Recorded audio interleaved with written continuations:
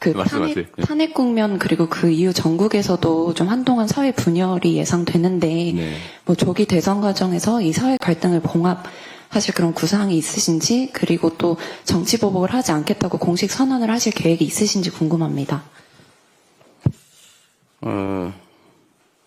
이게 언제나 사용하는 언어의 객관적 의미의 한계가 분명하지 않아서 참 어렵습니다.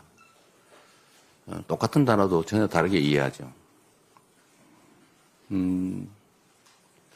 정치에서 이 리더, 선출된 책임자의 가장 큰 역할은 통합입니다.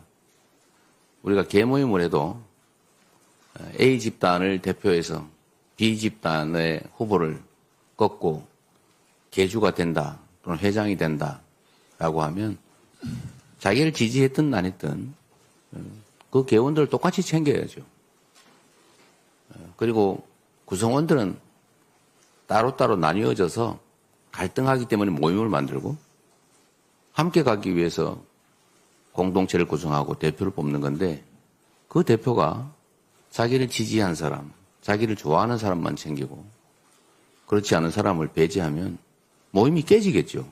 아주 단순한 이치입니다. 대통령도 마찬가지죠. 집권 세력도 마찬가지입니다. 집권 과정에서는 자기 진영 또는 자기 지지 세력을 대표하지만 집권을 하고 나면 전체를 책임져야 되죠. 그래서 핵심적인 책임, 의무가, 책무가 통합입니다. 포용이죠. 그런데 윤석열 정권은 안타깝게도 극단적 소수의 길을 갔습니다. 결국 저는 그 모습을 보면서 결국 마지막에는 무력 통치, 즉 비상계엄을 선포하겠구나라고 제가 예측을 했던 겁니다. 통합의 가치가 매우 중요하죠. 또 한편으로 보면 그래서 미안합니다. 통합의 가치가 중요하고 그러기 위해서는 정치 보복이나 이런 거 하면 절대로 안 되죠. 끝이 없지 않습니까?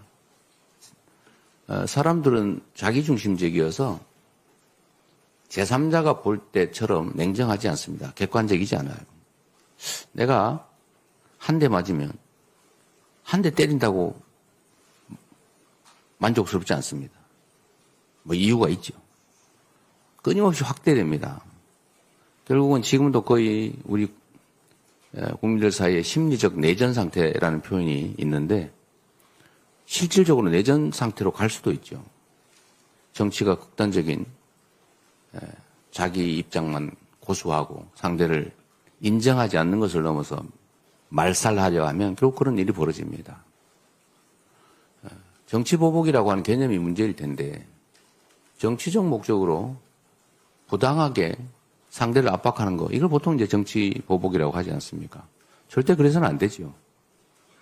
상대를 찍어놓고 어떤 분이 하신 말씀이기도 합니다만 상대를 찍어놓고 그야말로 1년 내내 탈탈 터는 거 이게 정치 보복이다. 이런 건 절대 하면 당연히 안 되죠. 절대로 못하게 해야 됩니다. 다만 일부에서 얘기하는 것은 그럼 이 내란 세력 사면할 거냐 뭐 이런 얘기들 지금 벌써부터 하던데 그에 대한 명백한 위법에 대한 책임을 묻는 건 당연히 필요하지요. 그런 것까지 어떻게 그건 부정이 아니겠습니까? 정치보복은 있어서도 안 되고 해서도 안 된다. 그리고 김대중 대통령께서 성공한 대통령이 됐던 이유도 사실은 그 평생을 그렇게 가해당했으면서도 보복하지 않았죠. 그게 성공한 정부의 원인이었던 겁니다. 성공한 정권이었던 이유죠. 사회 분열을 막기 위해서도 우리 사회가 좀 더 미래지향적으로 나아가기 위해서라도 그리고 국민통합이라고 하는 당연히 해야 될 일을 위해서라도 정치보복 이런 건 더 이상 단어조차 없어졌으면 좋겠습니다.